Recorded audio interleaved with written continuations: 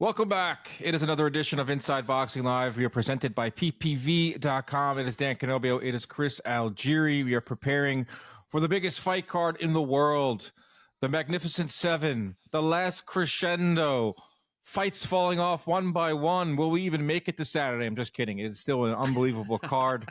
Chris Algieri is here with us, resident world champion, all around mogul.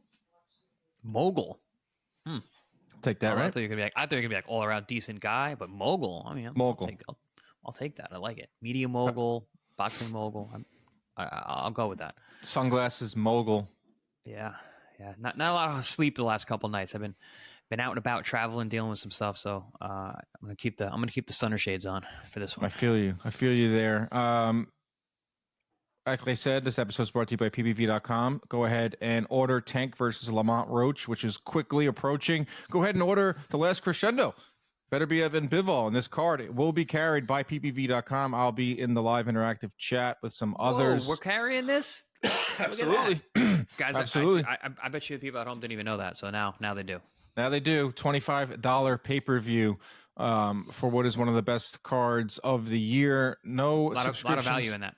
Oh my God! Value at the ass. in the read. Nice. Put that in the on your the pipe website. And smoke it. Yeah, put that on the PPV.com website. Value out the ass. $24.99. 11 a.m. Eastern. Maybe even earlier. Like it could be even earlier. The start of this pay-per-view. So join us. Get some coffee wherever you are. Put some adult beverages in your coffee. Join us. We'll be in the live chat. I'll be in there at some point. No bacon, subscriptions. Eggs and beers?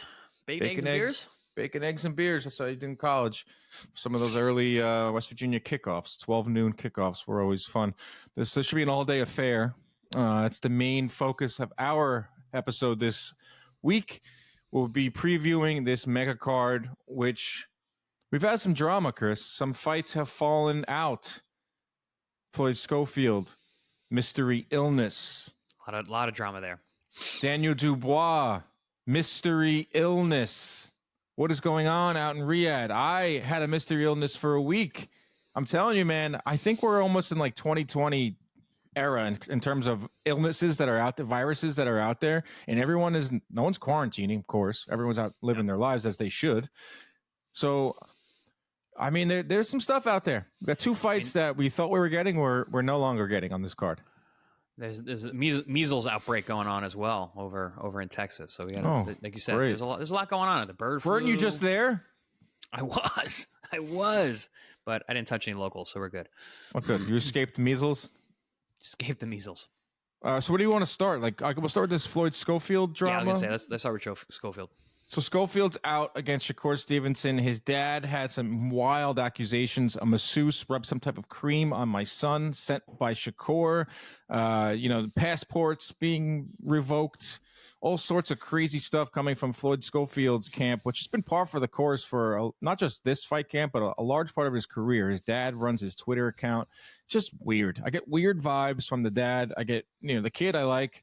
It's just another story in boxing where an overbearing dad is just like taking control of his son's career. Was looking forward to this fight. Was easily the most lopsided fight on the card.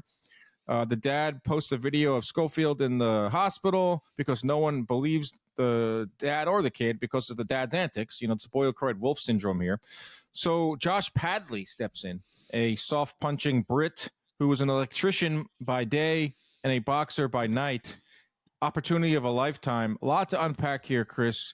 Are you shocked that Schofield pulled out? Do you believe him? Is the dad crazy?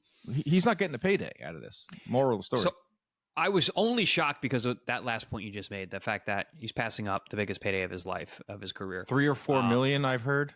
Really? Oh, jeez. I mean, that, all right, now it's really bordering on insane, that the fact that you're not going to take this fight. But as I looked into this, I was less and less surprised about the news. Shakur said it. He did one of those interviews with Andre Ward. He was saying, he's like, yeah, I don't think this guy wants to fight. I don't think he's going to show up. And he said something about, he had said that because he missed some kind of media arrangement. He didn't go to the grand arrival and wasn't at the press conference. Schofield. Right. But he also, did you hear this thing that he said that Shakur had stolen his passport? Yep. Yeah. So as soon as that came out, I was like, all right, these guys don't want to fight. That's insane. And then now to like this whole cockamamie story that a massage therapist from Team Shakur Stevenson rubbed something on him, and then he got sick, and then you get that dramatic photo of him in the hospital bed, and like he can't fight. There was like music sick. over it. And it was like 5 days before the weigh-in. Like, I'm just like, all right, this is all the theater of insanity and stupidity.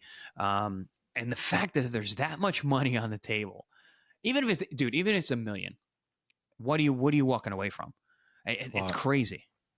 Go and fight the fight. I was looking forward to this fight as well because Schofield is an athletic kid. He's young. And he's just going to go and fight. Shakur, obviously, but Shakur's not the kind of guy who's going to like blitz you and beat you up and break you down and hurt you and change your career. He's going to outbox you. He's going to stick and move. He's going to make you look bad. Whatever. The kid Schofield's young. He can come back from a loss, take that money and move on. But he threw his whole reputation in the garbage with this. What's going on here? I couldn't agree more. That's what this sport is about. You have to step up when you're given an opportunity. He steps up to take this fight. He's pushed for this fight really hard. They go ahead and they make the fight. Big time underdog in it, and then the antics come out. There's a lot of antics with this kid, like I talked about with his father, just saying ridiculous things that these boxing fans aren't stupid. Like, don't insult boxing fans, and with these cockamamie conspiracies, like cockamamie. We got 2 cockamamies in this episode. Oh, you said that too. Nice. It's true. It's it's a perfect description Sr. of what's going on. Yes, Floyd Schofield Sr. is a cockamamie man. He is not to be taken serious, and it's unfortunate because maybe the kid is sick. Obviously, there's some type of sickness going around. Yeah. I mean, but to throw the blame on someone else. I mean, listen, that's libel. This is not ending here. With this right. happening. Like, because not only did you leave the money on the table, you're probably going to lose money here. Yeah, Shakur's attorney was like, you can't just say things like that. You can't accuse us of poisoning you. Like, what is this, 007 movie? Like, he went in there and poisoned his opponent so he wouldn't have to, so Shakur wouldn't have to fight a plus 1,400 underdog? Dude, give me a break. I just pictured the funniest like scene, like Mission Impossible, Tom Cruise style, like hanging above and like dropping the eyedropper into the water bottles. Like, oh, we got him. While he's getting massage that doesn't exist, or I mean, the kid, the father didn't do the kid any favors. This ruins the reputation of him. This is not a good look for Golden Boy. This isn't a good look for Oscar De La Hoya, who always has a lot to say. I'm sure this won't be in Clapback Thursday. I'm sure they will toe the line, and they already put out a statement. It's just hard to believe when the dad is throwing around crazy stuff like that. I want to believe every fighter. I want to give them the benefit of the doubt. Like, fighters get sick on fight week. Look at no one's questioning Daniel Dubois, because he's never done something like this. He doesn't pull antics like this. It's all about your behavior. So if you're going to go ahead and come up with these insane conspiracies, boxing fans are going to question you. Moral of the story is Floyd Schofield's out. Josh Padley is in. This is not an easy thing to find a fight on 2 or 3 days notice in Saudi Arabia. So they hit up Padley, who has a win over Mark Chamberlain, who was a very light punching welterweight, who's ranked 13th, I believe, or 14th. He's right in the same ballpark as Schofield in terms of ranking from the WBC. I think Schofield obviously is a lot more explosive, a lot more athletic. This is another going to be a showcase for Shakur Stevenson. I was thinking maybe they would put him on a different card, put him on the Boots card. But our guy Stevenson has horrible luck. Shakur Stevenson has horrible luck. Guy, I made a very off-color joke. I said the guy can't catch a break except for his hands. So I had to repeat it, even though I said it, behind closed doors. But I'm glad that Shakur's actually taking the fight. I don't care who he fights at this point. Go get back in the ring. A guy like him, stylistically, he needs rounds. He needs to be busy. He needs to find that timing. He's got a guy in front of him who's not a big puncher, not really in a big risk. He can get his legs underneath him. So I actually like the fact that they're still taking the fight, not pushing it off for some other stupid thing to happen that Shakur doesn't get a chance to actually showcase his skills. So we still get a Shakur fight, not the fight we want, not a fight that's all that enticing, but whatever. We got one of the best boxers in the world back in the ring. Well, that's it. I mean, I'm curious to see how he handles this Padley guy, because I think Shakur, this is the narrative we use before every single Shakur fight. Does Shakur need a stoppage here? Because he's so much better than his last couple opponents, and he's so much more talented than him. You know the numbers by now, one of the best defensive fighters, but he just puts on these fights where he kind of puts you to sleep a little bit because he plays with his food or he doesn't take chances. That's going to be the case with Padley, who is not a hard puncher at all time. It's not at all. It's not going to give much resist. It's not going to give any resistance to Stevenson. And we'll just preview this fight right now since we're talking about it. Shakur minus 4,000 favorite in this. Padley plus 1,400. But like, the Schofield fight wasn't much different. I think it was like 35, maybe 3,000 minus 3,000. It was like Shakur by stoppage. Yeah, but no one was expecting Schofield to win, but it would have been entertaining. You know, he's an athletic guy. He's young. He's going to come forward. He's explosive. He's strong. You know, this isn't that. No. Shakur by knockout is minus 400 on DraftKings. Shakur by decision is plus 175. So Vegas thinks that Shakur has a very good shot at stopping Padley, who's coming on, like we said, of 2 days rest, or not 2 days rest, 2 days notice. Padley has fought, I'm looking at his box rec, some of the most British names. Mark Chamberlain, Connor Lee Daughtry, Lyndon Cherkop, Clayton Bricknell. Wait, go back. Lyndon what? Lyndon Cherkop. That's awesome. Connor Lee Daughtry, Clayton Bricknell, Jimmy First. The most British list of fighters ever. He fought Jimmy First at the Bradford Hotel. This sounds like a bare knuckle card from the 1800s. Mark Butler. These are like early settler names. These are the names. This is these Josh guys are on the Oregon Trail. Yes. This is Josh Padley's resume. And no offense to any of those. I just wanted to have some fun. He's 29 years old, electrician. Awesome story. If you catch the interviews with him, with Ring Magazine's putting out, literally was working, getting done with the electrician day of work, and manager calls him. You're never going to guess what happened. They negotiate, change this guy's life. He goes the distance with Shakur. That's a win for Josh Padley. He gets stopped. Then we can say, nice. Shakur gets a stoppage, and we can stay. Let's stop messing around. Let's make this Shakur tank fight, because Shakur just has the horrible luck. I think Shakur is one of the most avoided guys in boxing right now. Say what you will about the Schofield situation, whatever it was. I think Shakur is the official boogeyman of boxing right now. I mean, in terms of the way people are backing out of fights to fight him, even when there's big bags to be taken. It's hard to argue with that. I mean, it's crazy. Insane. It's gotten to the point where you can go down a laundry list of guys that just do not want to step into the ring with him. Like you said, you're not going to get beat up fighting Shakur, but you will get embarrassed. You will get derobed. You will get your pants dropped. But that's similar to how like Floyd was, right? Like Floyd wasn't gonna like that's why McGregor fought Floyd, because it's like, I'm bigger than him. He's not really gonna hurt me that bad. He didn't pick Manny Pacquiao. Manny Pacquiao would have knocked McGregor's head off and would have hurt him, broke his orbital, whatever. Floyd's not that guy, but you got paid. And Shakur's not that guy either. But guess what? Now you're going to get paid, and it's still not happening. This is wild. Official prediction: I like Shakur by stoppage, minus 400. Not good odds there. Wouldn't touch this one, but I think Shakur gets the stoppage and makes a little bit of a statement. I think he's handled this pretty well. What's your prediction? I really can't make one. I don't know anything about this guy. You know, I mean, he just could be tough as nails. People have good chins. You know, he taken on short notice, because Shakur is a good body puncher. Most likely he stops him. And I think Shakur is obviously smart enough that he's going to attack the body from a guy who's taken it on 2 days notice. I don't know how many crunches he was doing while he was installing light fixtures, but I would say targeting the body for a stoppage is probably the way to go. Well, they said he was ready. I mean, it obviously is. He had to pass a certain. Well, I mean, he's making 35, right? What's the weight cut? Yeah, that's super impressive. So he's obviously safely. They said they had to make sure they was able to do it in the right way. So I like Shakur by stoppage. We'll see in that one. Our next fight that fell out this is unfortunate. This was not a wipeout type of fight. This was a fight I was really looking forward to. Daniel Dubois has fallen ill, and he is out of his heavyweight title fight with Joseph. Oh, it's officially Parker. out? Officially done. Oh, so this is like breaking news. Like this happened right now. That happened about right when we sat down to record. Dubois is out. They're looking at replacements.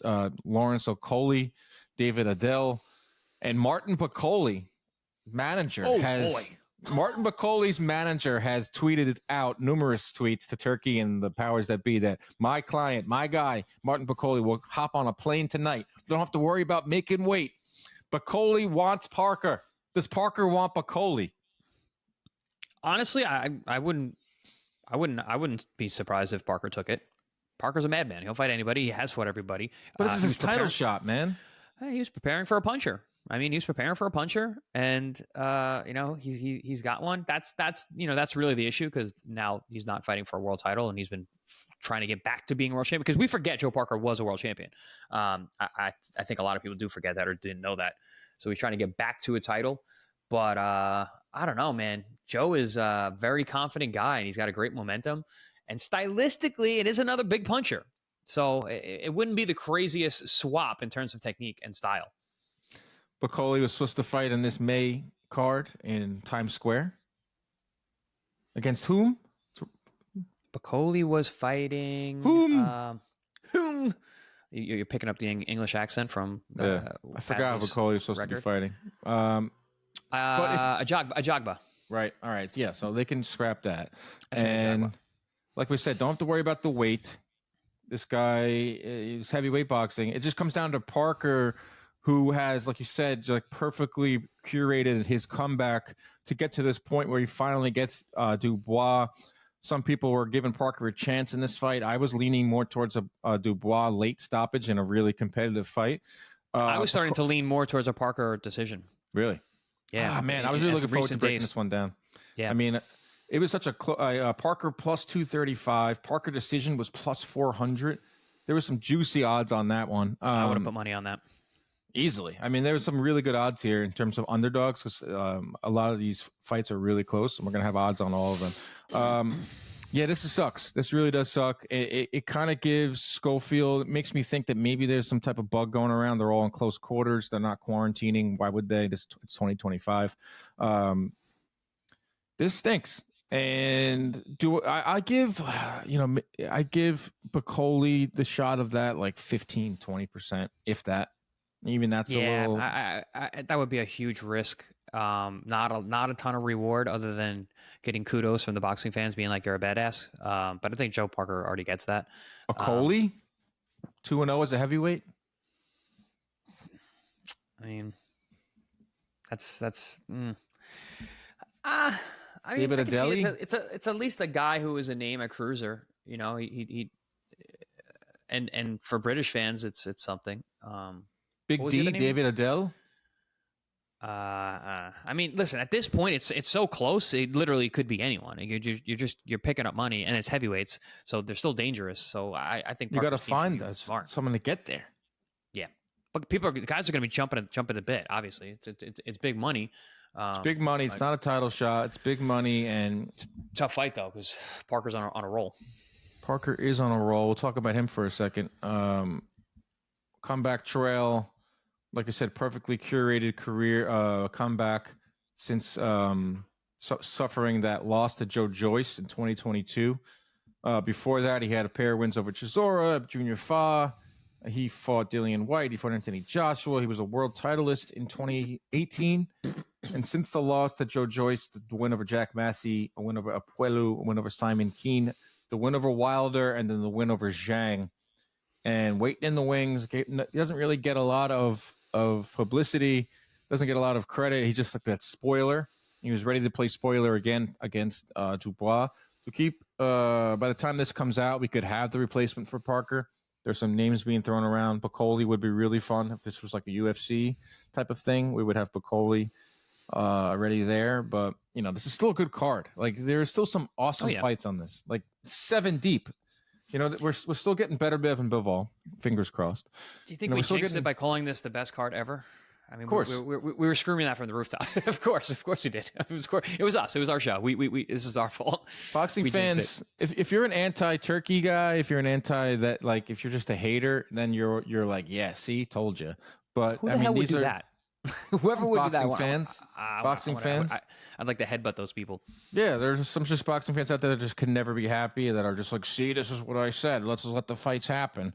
They fell out because of illness. They've fallen out. Like, it's still a really good card, and we'll get to through it right now. Let's go to what should be the first fight of the night. I don't know if the order is going to change, but Joshua Buatsi versus Callum Smith. This is at 175 pounds. This should be the first fight of the morning, wherever you are.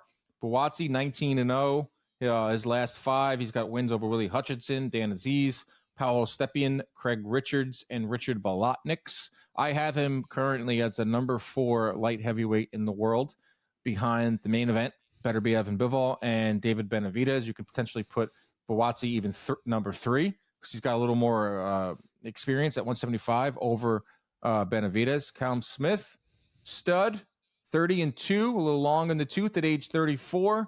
Has been in the ring with Beterbiev, has been in the ring with Canelo Alvarez, John Ryder, George Groves. You know what you're getting with Callum Smith. Buatsi, for some reason, still doesn't get like the full shine that he should. Love this fight, though, Chris. I do too. This is a real sleeper. It's so early in the card, and the card's so deep, you kind of forget about it. But it's a fantastic fight, and probably not getting the notoriety it deserves, just like Joshua Buatsi does not get the notoriety he deserves. He's a guy who's been kind of working in silence, but he's excellent. I rate him super high, and I'm with you. I've got him easily in the top 5, number 4, number 3, something like that, at light heavyweight, which is a super deep division. The issue with Buatsi, he hasn't had those big name guys. You know, the Aziz fight was like a across the street battle of local guys. Hutchinson, domestic dust up. Yes, that's the term right there. And Hutchinson, who was pretty much on a roll as well, he looked really good in that Craig Richards fight. Was looking like a real promising guy, and they had a hell of a fight, which was a split decision. I'm not really sure why, but Buatsi, I thought, looked really good and showed out that night. So a guy that was a tough fight and a good win, but not a lot of people would recognize it. This is different. Callum Smith is a well-known entity, and he's a very dangerous guy. So a win here, I think, could propel Buatsi into the stratosphere that he's been looking to be, where he actually does deserve. But the thing is, like, when we're talking about Buatsi in this fight, if you favor Buatsi in this fight, he's got to do something that we've never seen him do before. And he's got to do it against the best opponent of his career. You know what I'm saying? Take it to, like, be aggressive. Not even necessarily be aggressive, but just like, he's got to do it at this level. Like, he's fought good guys. We know that. But like, this is a different level. We've never seen him be successful at this level. So he's going to have to show us something that we have yet to see, that he has yet to do. Whereas Smith is just, I mean, like you said, you know what you get with him. His right hand's a rocket. His left hook will decapitate you. And he's big, he's long, he's tall, even for light heavyweight. So yeah, good fight. But I'm a Buatsi guy, so I'm gonna back him. Buatsi is a -205 favorite according to DraftKings. Smith +165. A close fight according to the odds. Buatsi by decision +110. Smith by decision at +320. Those are some fun odds to play with.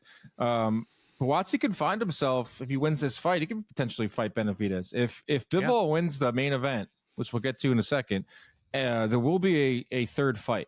And at that point, you got Benavidez kind of waiting in the wings, Buatsi waiting in the wings. Those two could potentially fight. This is now or never for Buatsi. For Smith, it's now or never for him too. I'm sure he wants to just keep the. And this guy was accomplished a lot. He was, a unified champion at 168. Moved up to 175. Has made a lot of money in his career. I'm sure he wants to keep on making that money. He's getting featured on these Riyadh cards, and he wants to keep that going. So there's a lot on the line here. Really fun fight, light heavyweight. I will go with Buatsi by decision, which you get a +110. Chris, are you going with Buatsi by decision as well? I think decision, yes. All right, and you can get that at +110 on DraftKings, so that's a pretty good odds. Moving to the second fight of the night. I don't know the order, so don't quote me on this. Zhang versus Kabayel, another fight completely under the radar. Now that this heavyweight fight is potentially off between Parker and Dubois, what's going on with that? A lot more eyeballs will be on Zhang and Kabayel. Very tough fight to handicap. Very tough fight to pick. Zhang got the experience, of course, has the knockout power. Kabayel, knockout power as well. Athleticism. young type of fighter. Zhang has been in there with youthful exuberance. Exactly, Chris. I think that's the main thing in this fight. That is the main variable is Kabayel's youthful experience. Exuberance. Not youthful experience doesn't even make sense, Dan. No, that doesn't youthful. Make sense. I was going to say youthful. That's an oxymoron. Right. I was going to say like youthful with power, which is a great combination to have as a heavyweight. Yeah, no, and he's explosive. He's athletic. I'm a big fan of his, not only because I think he has one of the coolest names around, Ajit Kabayel. What a cool name! What a cool name, Ajit Kabayel. I like him. He really broke onto the scene on these Riyadh cards with some explosive knockouts, beating Frank Sanchez, which was huge. Taking out who was that big giant Frankenstein? Arslanbek Makhmudov. Yeah, he destroyed him, which I wasn't really high on that guy anyway, but. Frank Sanchez, that was a good win. I was really impressed with that one. I heard something was wrong with Sanchez, though. One leg. Yeah. But regardless, it's a good name on your record. You got a guy who's 24-0, and you stop him. It's a big deal. And Zhilei Zhang, man, we know what Zhilei Zhang is all about. We know how he brings it. He's power, he's durability, he's a tank, he's a giant human. Like he's one of the biggest men I've ever been next to. And he's got a ton of experience. He's been in with the top guys, and Ajit has not. So interesting matchup. The last 5 for Zhang, Deontay Wilder, 5th round stoppage. That was in June of this pretty year. Cool. Pretty year. Awesome. Wow. Pretty awesome. Joseph Parker. I helped the team with his diet for that fight, actually. Good job, because that's a big problem with Zhang is that sometimes he just doesn't show up. Like he came in. He was 9 pounds lighter when he fought for the Deontay fight than he was against Parker. Parker, that's the fight that sticks in my head when I think about Zhang. It's like this guy can look amazing, and the Wilder win. I don't put a lot of stock into that. No offense to you and your preparation for him, but it was because Wilder has shown to just have 2 feet out the door, like 10 toes gone. He's done. It's unfortunate about Zhang because he has good wins on his record. He's got those 2 destructions of Joe Joyce, who was undefeated at one point. He has the knockout of Deontay Wilder in a crazy, awesome fashion. He's got these good wins, but you only know him for his losses, right? When you think of Zhang, like you said, I can't get that Parker fight out of my head. Yeah, underwhelming performance, knocks Parker down several times, but just doesn't throw enough punches. The Filip Ergovic fight, which actually he performed great, and I thought he won that fight. But it's a loss. So you always think of the guy's losses when you bring him up, unfortunately. Yeah, and the Jerry Forrest fight where his body completely shut down. It was a draw. His body shut down. He went to the hospital. He was dehydrated. Everything dehydrated. Like that was a COVID fight because we were in Miami. Yeah, 2021. His team first reached out to me after that fight to be like, what's going on? And like, I was like, it was dehydrated and we're in Miami, and it was his water intake like, so it happens. Big guys, man. You gotta be on big top of tree that fall hard. If a Zhilei Zhang falls in the woods and no one's there to see it, does it make a sound? He could fall in this fight. Kabayel has a lot of power. It's a really hard fight to pick. I mean, I love that we're getting these fights because, we really have to think, and you really have to. I think Kabayel could dance around Zhang, and he's got enough power too. But I just think Zhang could catch him too. Like the thing with Parker is, Parker, similar build to Kabayel. They don't exactly fight the same way, but 6'3", 80-inch reach, can move around. That's Kabayel. Parker's right around there, maybe a little bit shorter. Yeah, Parker has a crazy gas tank. Right, we don't know about Kabayel's gas tank. We don't know too much about him. We also don't know about his chin. But here's the thing. I'm going Zhang. I'm going Zhang about knockout. Zhang knockout? Yep. Okay. Too durable, too powerful. Zhang knockout, you can get that for plus 220. Yep. That's not a crazy number. So I don't think this is going to this distance. Zhang decision plus 650. Kabayel decision plus 240. Kabayel knockout plus 175. Oh, so that's where they're putting their money. Yeah, the money is on Kabayel. He's the favorite. Zhang's never been stopped, and he's got a great chin. He's fought big punchers. I like Zhang KO impressive as well. Yeah, I like Zhang stoppage, late stoppage, fun fight. Get that at plus 220. He can at that point, he's in the mix. I think Zhang stoppage either early or middle. I don't think it goes that long. I think his power is shocking enough, and he's a bit of a front runner in terms of his gas tank. So I think he hurts him and gets rid of him. Now you can get take a look at the round betting when it comes to that middle rounds. If you really want to get specific on Zhang, if you want to add, because plus 220 is pretty good value for a knockout, especially for a guy like Zhang, who's a knockout puncher. We already talked about Shakur and Padley. Let's go over to middleweights. Khamzat Sheeraz versus Carlos Adames. Also getting overlooked. Really fun fight. Middleweight division that has been dormant. That has been one of the worst divisions in boxing. We're finally getting a unification bout, believe it or not. It's Sheeraz and Adames, who is a smaller middleweight coming over from PBC land, who has scratched and clawed his way to these types of opportunities. Love that about Adames. Sheeraz, I feel like, is a star in the making. You know that Queensberry's behind him 100%, Riyadh behind him 100%, Vegas behind him minus 300, and Adames minus 300. Adames at plus 235. Wow. I mean, are you really that shocked? Sheeraz is a punching machine. He's like Thomas Hearns in there. I think people are underestimating Adames, man. And we haven't seen Sheeraz at this level. We haven't seen him fight. His best win was Amma Williams, and Amma Williams was a pretty untested guy himself. So interesting. Listen, don't get me wrong. I'm huge. I'm very, very hyped on Sheeraz. I think this is what I say about this fight. Sheeraz is the future, but is the future now? That's the question, because we haven't seen it there. I think in a couple fights, no question, I got Sheeraz going in this fight and doing it not necessarily easily, but like hands down, I'd bet the house on it. This fight, the fact that it's happening now, is it too much too soon? That's the question, because I think ultimately his future, 100%, he is the future rather of the division, but is he ready for that? Is he ready for a Carlos Adames, who is an absolute beast? That guy is a thoroughbred. He is just strong. He looks like a line. He looks like a running back.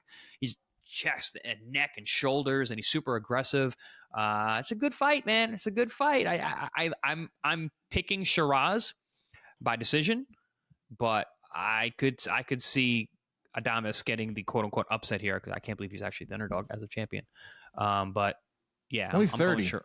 I'm going Sheeraz by decision. Okay. Adames is 30 years old. Thought he was much older. Giving up older. A lot of height here and not much reach, because according to BoxRec, Sheeraz is 6'3" with a 75-inch reach, and Adames is 5'11" with a 73-inch reach. So I don't know how accurate that is. The thing with Adames that gives me pause is the inactivity. We're talking one fight in last year against Goucher, one fight in 2023 against Julian Williams, one fight in 2022 against Juan Macias Montiel. This is not a murderer's row of opponents. He fought Derevinchenko way back in 2021. That was the last time. Win. Two fights. He fought 3 times in 2021. Didn't fight at all in 2020. I mean, that's not his own doing. That's, his managerial issues, promotional issues, all that. Undersized, not a lot of fights in the last couple of years. Not the same opponents. These are good, some decent opponents. I just think Sheeraz's time is now. Like you said, Chris, that's the question you brought up. Is his time now? I believe so. I think this guy is on the precipice of superstardom in the boxing world. Potential on a short list to fight Canelo Alvarez. I don't know how much longer he'll be at 160. He's a really big 160 pounder. I don't know how he makes that weight to begin with. But Sheeraz minus 300 on the money line. Adames by knockout plus 380. Sheeraz by knockout plus 110. Sheeraz decision plus 240. I think Adames is really tough, and I don't see Sheeraz getting a stoppage. I think Adames will step it. Will go the distance, and Sheeraz's decision is pretty nice at 240 right now. Yeah, I think Adames is durable enough. He's shown a pretty good chin.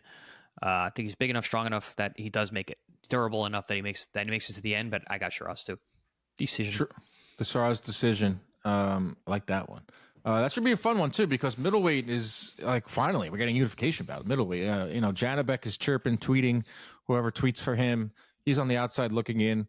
So if whoever tweets for him, yeah, it's not him. It's just like he tweets like Golovkin used to talk. It's just like he's trying to be that like good guy boogeyman type. No one's really buying that.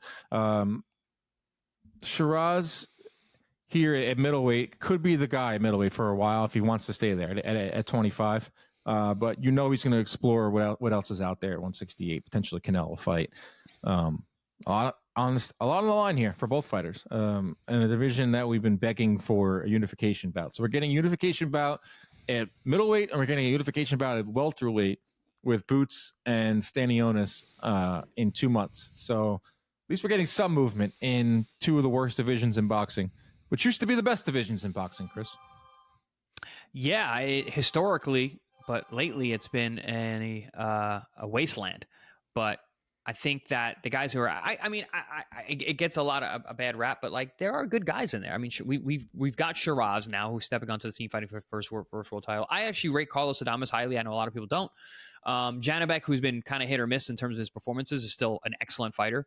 So there are some talented guys at 60. But so we got some good fights. But as long as they fight each other, which it seems like they're going to, the craziness thing is that Lara is still a champion, right? Lara, which is that's crazy. Beat Danny Garcia in his last fight. That was insane. So that's low hanging fruit there. Forever, wins this fight. Yeah. Like this fight. Let's move on to what I think is the best fight on this card. 154-pound fight between Virgil Ortiz and Israel Madrimov. Madrimov coming off of that 12-round scintillating fight performance. Scintillating. Good word. Scintillating. He did lose to Crawford, but he gave Crawford some really tough rounds. Virgil Ortiz is Virgil Ortiz. You know what he is at this point. A seek and destroy type of fighter. Not really proven at 154. Actually, I take that back. I forgot he fought Boachuk and got dropped twice, but did ultimately win a really close fight. I mean, the odds are all over the place for this one. This is the closest money line we have of all the fights here. That does not surprise me. Ortiz minus 125, Madrimov plus 100. Basically a pick'em type of fight when it comes to the money line. Ortiz knockout artist plus 330. Ortiz by decision plus 190. Madrimov, who is technically the underdog in this fight, by knockout, you get that at plus 400. Decision plus 215. Really tough one. You got a guy in Ortiz who is the younger fighter, who's more explosive, but not exactly proven. We saw some things in that Boachuk fight that gave me a little bit of pause. Then Madrimov, who has a dozen fights, one of them is Terrence Crawford, and he's so tricky. It's a really hard fight. I mean, this is almost like throw it out the window and just watch and not try to pick a winner. But we got to pick a winner. Yeah, I don't like picking this one. But it's an interesting fight. I see it going one of two ways. So Virgil Ortiz learned from the Boachuk fight, and we see vintage Virgil, like the guy we saw at 147, just pushes the pace, sets a torrid pace, shows a crazy engine, a solid chin, hard punches, tons of body punching, and just kind of withers and breaks away from Madrimov, breaking him down. I don't think he stops him. Probably gets him by decision. I think he's slick enough. He'll survive, and he's big enough too.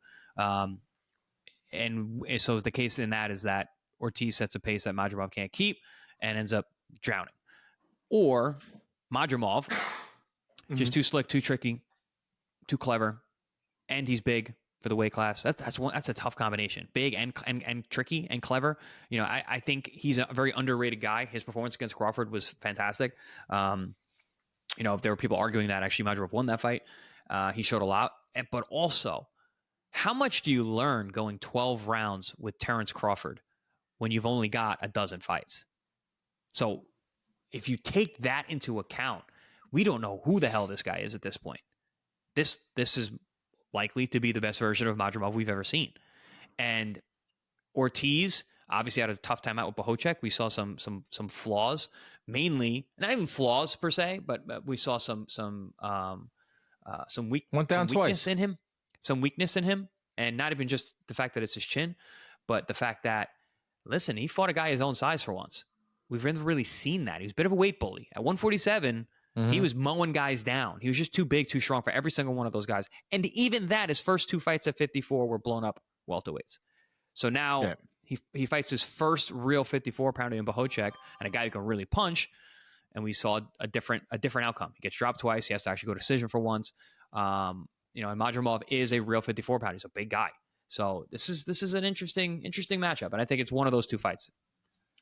Madrimov, the 12 fights. This is his 13th fight.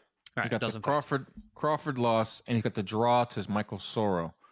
But there's so much of him is so mysterious, right? We don't know his style. Unknown. Mysterious. You can't put your finger on it. It's just herky jerky, get you out of your rhythm. Even got Crawford out of his rhythm. He's big, bulky guy, but he's also super athletic. When you see some of the footage that come out of his sparring and his training camps, you're like, what the heck? This guy's jacked out of his mind. And he does backflips. Right. To warm up. It's crazy. So it's just such a wild card here. Whereas Virgil, we've seen so much of Virgil, especially at 147. We had like the Bochuk fight. He came out of that. That was a big time learning experience for him. They both have good learning experiences. Madrimov obviously came against top 3 pound for pound fighter in the world. Bochuk, no slouch by any means, but he's not Terrence Crawford. I'm leaning towards Virgil Ortiz on points. I think he's just a little bit more dynamic, and you can get that at plus 190 on DraftKings right now. Here's the thing in this fight. Some stats for you. Virgil Ortiz landed 44% of his power shots over his last 10 to 12 fights. That's 12.8 per round. It's a really good number. Madrimov opponents land just 25% of their power shots, 6 per round. Crawford only landed 26% of his power shots. Both career lows for Bud, 4.6 per round. That's a career low for Crawford in his first fight at 154. Madrimov is just... No one looks good against this guy. No. This doesn't really back up my case at all. Well, you're making my case because I'm actually going Madrimov in this fight, which is crazy for me to go against Virgil Ortiz, because I think we've talked about Virgil on this show. I love Virgil Ortiz. I love everything about him. I love him as a person. I love the way he handles Twitter. I love the way he talks about fights. I love the way they want all the smoke all the time. I love the way he fights. He throws combinations. He walks guys down. He's a great body puncher. He's got an excellent jab. Everything. He literally does everything I like a fighter to do. But I got a bad feeling about this matchup in terms of if I'm going by, who I'd like. Oh my God. Wait a second, Chris. I got to interrupt. According to Ring Magazine, Joseph Parker will be fighting Martin Bakole. Whoa! I said it. I said I wouldn't be that surprised, dude. I said it. Oh my God. This Parker's is unbelievable. Badass, Parker is a badass. Congratulations to Joseph Parker for taking this. Martin Bakole, absolute savage, is going to be flying in on Thursday for a Saturday fight. Parker Bakole is on. I hope there's a video of Bakole doing that belly dance thing that he does when he said yes to when he got this fight. Damn, that is crazy, man. Boxing is buzzing right now. This is Joseph Parker, man. Tip in my hat. You are a badass. That's amazing. That's really, really cool. Very rare we get breaking news when we're recording the show, but I just we basically broke the cancellation of the Dubois fight because I didn't know that. You broke that to me at least. I broke it to you. I didn't break it. I'm just looking at Twitter. Ring Magazine 42 minutes ago announces this. So I mean that's tough. Bakole could go in there and take it to Parker. Because he is just very strong. He fights coming forward. He's really tough, Bakole. Do we overestimate him because of what he did to Jared? Because Jared looked horrible last week. Well, we'll see. That's I'm not saying that Jared's horrible, but maybe this kid was right for the taking, and we're making Bakole a monster because he got a win over someone that was very hyped up. Everyone's making Bakole into the second coming of George Foreman, which we need to pump the brakes on. Myself included. I've said it. I've actually even said that out loud. Like I don't really mean that, but. He's just jolly, kind of Foreman-esque. Yeah, there are Foreman-esque qualities about him. He's jolly. He's large. He's overweight. He throws a lot of punches. Comes forward. That could be George Foreman. He could be describing George Foreman. Parker, he's got his work cut out for him because Bakole does come forward. Probably looking at like we were preparing for this kind of guy anyway, and we're ready for a world title. We're as good as we're ever going to be. I mean, listen, if you don't take this fight, you don't think you can beat Bakole ever. on it. If you really look at it, if you're Joseph Parker, if you don't take the Bakole fight, you're saying, I never beat this guy. Because you are in the best shape you could possibly be in. You're ready for 12 rounds. You were getting ready to fight a puncher.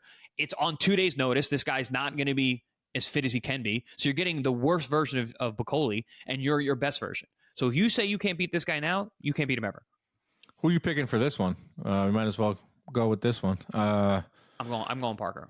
I'm going Parker. Parker to stymie Martin Bakole. In a stinker, 12 rounds. Could be a stinker. A lot of excitement right now. Not a lot. It's got not a lot of activities going to come from Bakole. You guys not, obviously not in, wasn't ready to fight this weekend. And Parker's a hard guy to look good against anyway. So, have we thought about what Daniel Dubois is going to do next? Like, I don't think it's like a debilitating illness. It could be some flu bug. He is the IBF heavyweight champion of the world. Curious to see where he goes. Have time. This is not something he's done. He's a guy who's had a pretty torrid pace recently. He's getting big fights. He is a champion. I think he will get a grace on this one. But yeah, I mean, he's got a belt. You don't have to worry so much about what's next for him. I'll go with Parker. I'll go with Parker as well. I think he's ready, and he's has shown that he can disarm big punchers, and he's the one that's chilling right now at the hotel. Although I didn't like what he said. He did an interview where he was like, I think I have a good enough chin to last with Dubois. I didn't like that. I'm like, well, dude, having a good chin. I always say heavyweight cracked. No one has a good chin in heavyweight division because all it takes is one punch. I don't care who you are. It's just. But also, that shouldn't be the mindset. Mindset would be like, I'm too clever. I'm too experienced. I know how to beat this guy. He's too lumbering. I'm too athletic. He's not even going to touch my chin. But it was interesting wording. Yeah. Well, he's being real. He's like, I'm fighting. I am outgunned most of the time. I step into the ring with these giants. Stepping into the ring with another giant. So the legend of Joseph Parker continues. Going back a second, you like Madrimov by decision? Yeah, it hurts my heart to say it, but I'm going. I like going against you because it makes. We're gonna have to make a head-to-head graphic. Yeah, it's more fun. And I hate going against Virgil because I like him. Sorry, bud. Sorry, Virgil. But I don't know. The matchup, I don't like it. All right, Chris, time to talk about the main event light heavyweight rematch. Artur Beterbiev picked up a majority decision win last time out just 4 months ago over Dmitry Bivol. A lot of intangibles in this fight. Adjustments. You talk about adjustments in rematches.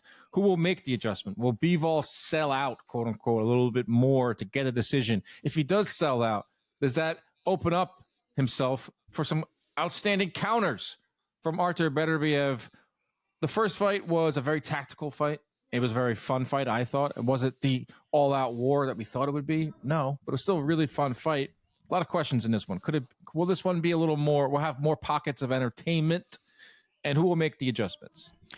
I actually expect the exact same fight.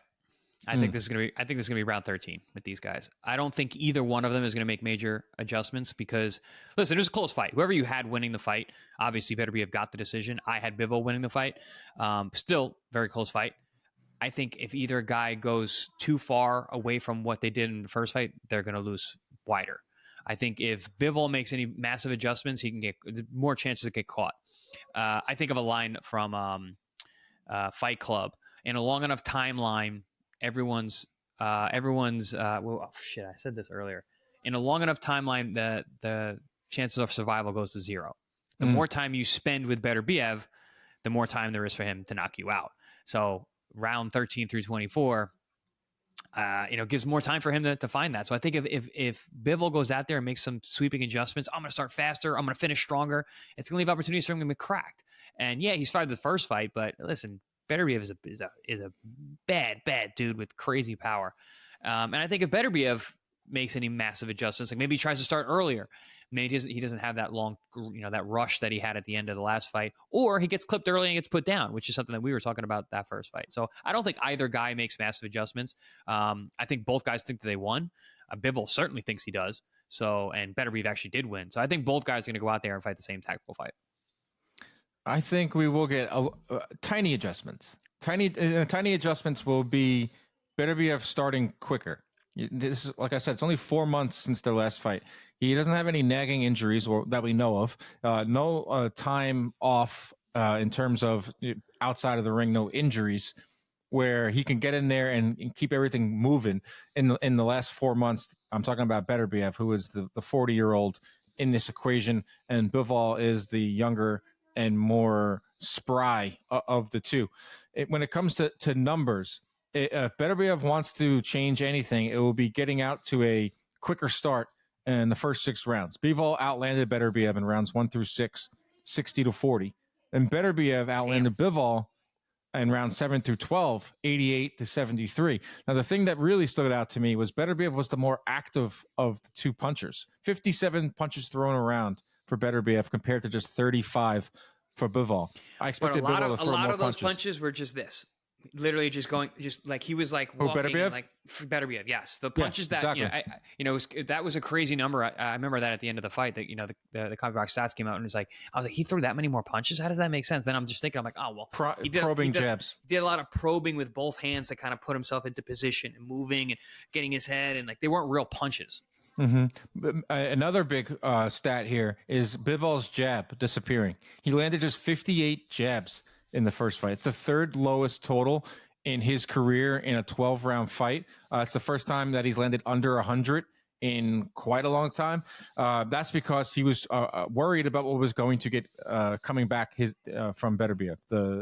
He averages over 100 jabs a fight landed. Wow. I don't know if he averages there, but he's the number 1 jabber in boxing. That's a wild stat. Wow. I don't think I've ever landed 100 jabs in any fight. That's crazy. 8.4 jabs landed per round, which is number 1 in boxing for Bivol, plus 17.2 plus minus ranking, which is number 3. Opponents land just 6.5 punches. That's 3rd lowest. That's Bivol's numbers. We know Bivol. He's just incredible. But in this first fight, the reason he lost, and it's up for debate, was because he just didn't do enough in those later rounds. And it's something we talked about in our in-ring breakdown, was if Bivol's going to win this fight, he can't just give away the 10th, 11th, and 12th. Mm-hmm. He has to fight like he did in rounds 1 through 6 and in rounds 7 through 12. I think Bivol can do that. He's the fresher of the two.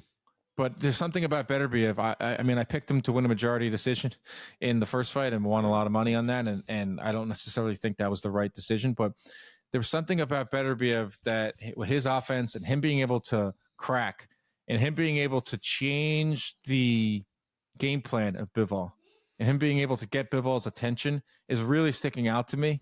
And I'm leaning towards Beterbiev on points in this one again, because I just think his offense is just a little more dynamic. Like he can come out there and fight the same fight and win again and hurt Bivol, maybe even land flush early and make Bivol change his mind and throw even less jabs. And when Bivol's throwing less jabs, he's not Bivol. You know, he's he has to stick to that game plan, in and out, in and out. Something is telling me Beterbiev on points. I like your analysis. I'm gonna put it this, because these guys have a lot of similarities, even though they seem like they're polar opposites. They're both masters of position, and they position in different ways, and they also are rhythm fighters. Beterbiev doesn't seem like a rhythm fighter, but he is. He's very good at finding your rhythm and then putting his punches on it. Bivol is the opposite. He's very good at setting his own rhythm and getting you off of it.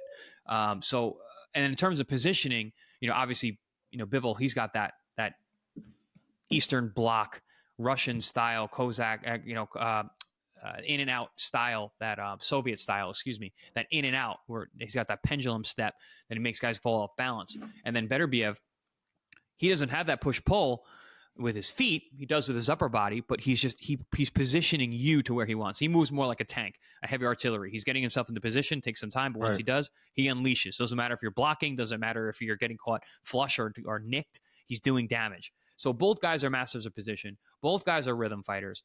Now, rhythm is one of those things you can never find it on tape. You can only find it when you're in a ring with somebody. These guys have already been in the ring together, so they know each other's rhythms. And you can deviate somewhat in terms of your style. But I think with in this particular fight, even if Beterbiev is off, because I didn't think that was a Beterbiev performance either. You said that wasn't Bivol when he's not jabbing. Well, I didn't think that was a Beterbiev fight either.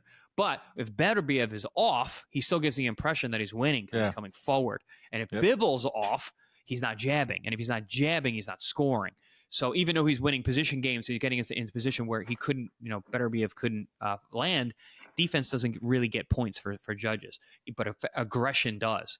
So that's where Bivol needs to make an adjustment, is he needs to stay busier with that lead hand. I think that we get a very similar fight, super, super tactical. Neither guy makes too many big adjustments, and maybe they do. Maybe Beterbiev starts faster, but I bet you he ends slower. Or Bivol, the opposite. I think it's going to be a very, very similar fight in terms of that, and I think it's going to be a very close razor decision once again. And I think Bivol's actually going to get it this time. I think he deserved it the first time. I think he's actually going to get recognized for his work this time. And I want to bring up a point. The reason I'm leaning this way, because I was thinking what you were thinking, almost exactly. I was like, he just has this guy. I actually thought Beterbiev was going to knock Bivol out if they fought again. But I thought about how close this fight is to the first one. 40-year-old Beterbiev stacking close camps. I'm telling you, when you get older, when you're an older fighter, it's not the fights that wear you out. It's the camps. See, I'm thinking that's a positive. I don't. I think the wear and tear from the camps leading into the fight, and going 12 rounds is going 12 rounds. Even though that last fight was not a blistering pace, even though neither man took a bunch of damage, you still have to recover from those types of fights. And to go right back into camp at 40 years old, I think that's really, that could play a major role. So you're going Bivol? I'm going Bivol decision. Bivol decision. So right now on DraftKings, Bivol is plus 105 on the money line. He is the underdog. Beterbiev slight favorite at minus 130. If you're going to take Bivol by decision, you can get that at plus 140. Bivol by knockout, which is very unlikely, plus 1,000. Beterbiev by stoppage, plus 225. Beterbiev by decision, plus 260. I was able to get majority decision. That was plus 700. I wonder if I can still do that. Oof, plus 700. Yikes! Yeah, I made out on that fight. I did. I was laughing when the scores were read, because you were literally waiting for the scores to be like, "Damn, I lost that bet," and then you got it. I think it was. Yeah, it was also because I didn't necessarily think Beterbiev won. So I won the bet, but everyone was like, "You got lucky. You got lucky." I was like, "No, I just this time I'm a little more believable. I really think that Beterbiev is going to find the chin of Bivol a few more times." And that's just going to be the difference in what should be a very, very close fight. I like the... Sorry, go ahead. Go ahead. I was going to say, I like the way that you bet, because all of my friends who bet are all degenerates.